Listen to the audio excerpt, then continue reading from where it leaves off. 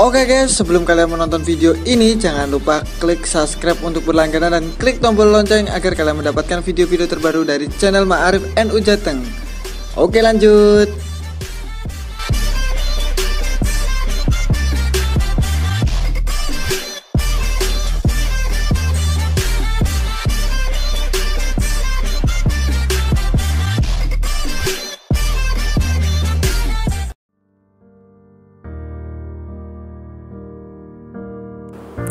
Assalamualaikum warahmatullahi wabarakatuh. Terima kasih, selamat datang di channel kami dengan cerita bergambar tokoh-tokoh lokal, kiai lokal yang ada di Jawa Tengah. Kali ini akan bercerita tentang kiai yang dari Banjarnegara, karya Hamisa Aska Zakia. Abdullah Fakih, demikian nama seorang bayi yang lahir pada pertengahan abad ke-19 yang kelak setelah menunaikan ibadah haji berganti nama Abdul Fattah. Beliau dilahirkan pada tahun 1860 di Dukuh Sawangan, Selagara, Madukara, Banjarnegara, Jawa Tengah. Putra kedua dari 4 bersaudara, ayahnya bernama Kiai Nakim yang hidup di tengah-tengah keluarga santri yang memang teguh ajaran agamanya. Masa kecil Kiai Abdul Fattah dihabiskan di kampung halaman bersama orang tua dan saudara-saudaranya. Sebagaimana lazimnya situasi pada masa kolonialis Belanda, Kiai Abdul Fattah melalui masa kanak-kanak dalam kondisi yang masih jauh dari nikmatnya kemerdekaan. Pendidikan formal yang ditempuhnya hanyalah sekolah rakyat SR setingkat SD. Politik Belanda yang berkuasa 3 abad lebih menutup jalan rakyat biasa untuk meneruskan pendidikan yang lebih tinggi. Situasi tersebut tidak mengendurkan semangat Kiai Haji Abdul Fattah untuk terus bertolabul ilmi. Dengan dukungan dari keluarga, Kiai Abdul Fattah tak henti-henti menimba ilmu agama Islam untuk mencapai apa yang beliau cita-citakan, sehingga hampir semua waktunya di masa kecil dihabiskan untuk mengaji kepada ayahnya dan mengaji di sebuah musola Dukuh Sawangan. Sebagai anak petani, Kiai Abdul Fattah juga mengisi masa-masa di kampungnya dengan membantu orang tuanya dalam bercocok tanam di sawah. Dengan keterampilan pertanian inilah terbentuk sikap tangguh dan dewasa dalam perjalanan hidupnya di masa-masa selanjutnya.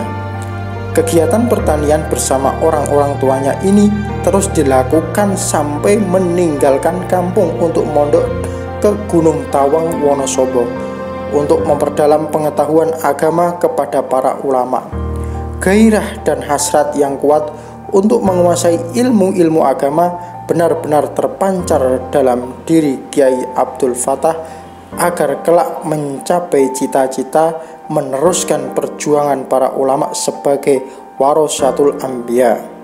Di bawah asuhan Kiai Balkin, Kiai Abdul Fattah meneruskan kajian agama yang pernah diterima dari ayahnya dan ustadz di kampungnya sembari mempelajari ilmu alat nahwu shorab, ilmu fikih, tauhid dan tasawuf. Sesuai merampungkan pendidikannya di Gunung Tawang, Kiai Abdul Fattah meneruskan kajiannya kepada Kiai Syuhada di desa pesantren Banjarnegara dan pergi ke salah satu pesantren di suatu desa yang berdekatan dengan kota Kroya, yaitu Kaweden, Banyumas. Di pesantren ini, Kiai Haji Abdul Fattah senantiasa memperbanyak riyadhah, tirakat, puasa dan amalan-amalan lainnya sebagai media taqarrub kepada Allah Subhanahu wa Ta'ala serta membersihkan hati dan jiwa. Di pondok beliau biasanya makan buah pace yang pahit rasanya selama 2 tahun dan menanak nasi dengan mencampur beras dan kerikil. Hal ini dilakukan dengan sengaja agar beliau tidak terlalu banyak makan karena harus memilah kerikil terlebih dahulu. Setelah mendapat izin dari gurunya untuk pulang atau pindah, Kiai Haji Abdul Fattah mudah Pemuda bermaksud pulang dahulu ke Sawangan dengan berjalan kaki karena saat itu memang alat transportasi masih amat jarang. Dalam perjalanannya beliau istirahat untuk menunaikan sholat maghrib di desa Parakancanggah dan singgah di rumah kepala desa Parakancanggah masa itu yang bernama Mbah Rebat. Meskipun maksudnya hanya ingin menumpang sholat, di sini Kiai Abdul Fatah bertemu dengan jodohnya. Selesainya melaksanakan sholat maghrib, Mbah Rebat terus berbincang-bincang dengan sang tamu dengan menanyakan tentang jati diri sang tamu, dari mana mau kemana. Sebagai seorang santri yang perwira dan tertanam jiwa ketulusan dan kejujuran, beliau menjawab dengan tegas bahwa namanya Abdullah Fakih yang baru pulang dari pondok pesantren Kaweden Banyumas, kemudian akan menuju rumah di desa Sawangan. Mendengar sang tamu baru mondok, Mbah Rebat tertarik sehingga beliau memanggil Danu putranya. Kata Mbah Rebat, "No, ini ada tamu santri dari Sawangan. Coba tawari saja menjadi kiai di sini. Kalau bersedia, akan saya buatkan langgar." Abdullah Fakih menjawab dengan sikap bijak, "Saya bersedia jika orang tua saya memberikan izin." Setelah diadakan pertemuan antara Mbah Rebat, Mbah Danu dengan orang tua Abdullah Fakih, akhirnya maksud bait Mbah Rebat kesampaian juga. Bahkan beliau diminta untuk menikahi cucu Mbah Rebat yang bernama Sinun, yang saat itu masih anak-anak kurang lebih 6 tahun. Setelah pernikahan mereka belum bisa berkumpul dalam satu rumah, dan Abdullah Fakih juga masih terus melanjutkan mondoknya di Jawa Timur. Selain karena keinginan sendiri, juga karena persyaratan dari mertuanya, alhasil berangkatlah Kiai Abdul Fatah ke Jawa Timur dengan jarak kurang lebih 350 km yang beliau tempuh dengan berjalan kaki. Di Jawa Timur beliau menimba ilmu di berbagai pondok, antara lain pondok pesantren di Mangunsari, pondok pesantren di Cepoko, dan pondok pesantren di Mojosari. Ketika pondok tersebut berada di Kabupaten Nganjuk, disinilah Kiai Abdul Fatah bertemu dengan beberapa teman yang di kemudian hari menjadi pelopor pendiri Jami'iyah Nahdlatul Ulama, salah satu Kiai Abdul Wahab Hasbuwah, pengasuh pondok pesantren Tambak Beras Jombang, Jawa Timur. Setelah dari Nganjuk, beliau masih mondok lagi ke pondok pesantren Josmermo, Surabaya. Pengembaraan dalam menuntut ilmu dari Jawa Timur ini dilakukan kurang lebih 17 tahun. Barulah selesai mondok dari Jawa Timur, beliau mulai menetap di Parakancanggah, Banjarnegara. Setelah menghabiskan umurnya malang melintang dalam mencari ilmu agama di berbagai pondok pesantren, pada tahun 1897 Abdullah Fakih kembali ke Banjarnegara. Sesuai rencana 17 tahun sebelumnya, santri tulen Abdul Fatah akhirnya benar-benar mukim di desa Parakancanggah. Dari pernikahan dengan Sinun, beliau dikaruniai 3 orang putri dan 3 orang putra. Di antaranya Siti Maryam yang meninggal dunia sebelum menikah, Siti Badriah yang kemudian menikah dengan Kiai Haji Damanhuri, Umi Kulsum yang menikah dengan Kiai Hamzah. Putra keempat Eyang Guru adalah Kiai Haji Hasan Fatah, menikah dengan Nyai Hajah Sama'i dan Nyai Hajah Khairiyah. Kemudian Komarudin sebagai anak kelima yang meninggal dunia sewaktu masih muda. Sedangkan putra keenamnya adalah Kiai Haji Ridho Fatah yang menikah dengan Nyai Nafisah. Kedalamannya terhadap ilmu-ilmu agama yang menjadikan Kiai Abdul Fatah benar-benar sebagai seorang alim yang patut disegani.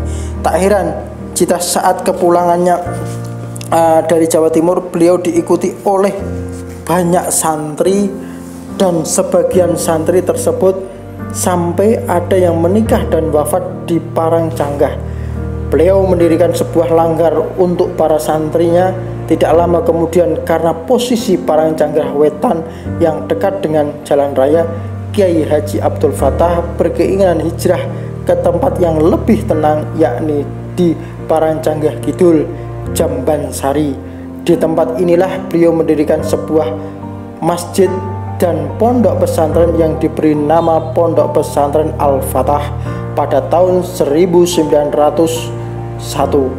Ini merupakan salah satu peninggalan Eyang Guru Abdul Fatah setelah bertahun-tahun mencari ilmu. Diharapkan sesuai dengan misi beliau selama mondok Pondok Pesantren Al-Fatah kedepannya akan melahirkan kader-kader penerus Ahlus Sunnah wal Jamaah. Seiring berjalannya waktu, pondok pesantren di Dusun Jambansari ini semakin mendapat simpati di kalangan masyarakat Banjarnegara, terutama kaum muslim Parancanggah, hingga akhirnya benar-benar menjadi benteng pertahanan akhir umat Islam Banjarnegara dari masa ke masa. Kiai Haji Abdul Fatah juga selalu mendakwahkan agama Islam di kalangan masyarakat Banjarnegara dengan berdakwah bil lisan di masjid yang didirikan di Jambansari yang dikemas dalam pengajian mingguan. Pengajian ini terbuka lebar dan bebas bagi seluruh kaum muslimin. Kiai Haji Abdul Fatah selalu berupaya memberantas bentuk-bentuk kemaksiatan dan gigih melawan penjajahan Belanda. Prinsip agamanya hubbul waton minal iman benar-benar tertanam di dada Eyang Guru hingga detik paling akhir menghembuskan nafas. Kepiawaiannya dalam mengajak masyarakat juga dituangkan dengan cara mujahadah billatil ahsan. Maksudnya memberikan bantahan kepada orang-orang yang belum mengikuti ajaran agama Islam dengan argumentasi yang baik dan tepat. Masyarakat Parancanggah memiliki kebiasaan nanggap wayang kulit. Setiap ada hajatan yang di dalamnya digunakan pula oleh masyarakat sebagai ajang perjudian dan kemaksiatan lainnya.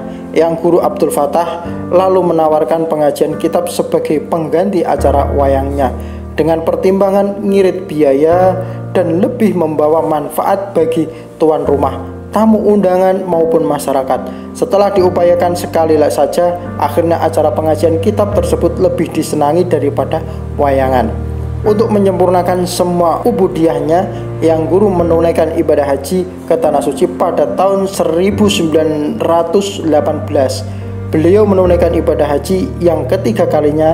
Eyang Guru dipercaya masyarakat Banjarnegara untuk memimpin jamaah haji, sehingga beliau dapat berkesempatan berziarah ke Makkah Al-Mukarramah dan Madinah Al-Munawwarah. Selain menunaikan ibadah haji, Eyang Guru juga memperdalam ilmu tasawufnya dengan mengikuti suluk selama 80 hari setelah diberi izin oleh gurunya Syekh Ali Ridho Ibnu Syekh Sulaiman Zudi untuk menjadi mursyid Thariqah Naqsabandiyah Qaulidiyah di daerah Banjarnegara, Jawa Tengah. Semenjak itu, Parancanggah selain menjadi pusat santri dan kaum muslimin, juga diwarnai dengan kegiatan suluk yang dilakukan oleh para murid Thariqah pada bulan-bulan tertentu. Pada hari Rabu tanggal 20 Rabiul Akhir 1361 Hijriah atau 1941 Masehi, Eyang Guru Romo Kiai Abdul Fatah berpulang ke harimbaan Allah. Di usia beliau yang kurang lebih 81 tahun, betapa banyak pemikiran, perjuangan, dan jasa-jasa beliau ditinggalkan. Kewajiban kita adalah meneruskan perjuangan beliau, meneladani kegigihan, kezuhudan, jihad, dan mujahadah beliau. Wallahu alam.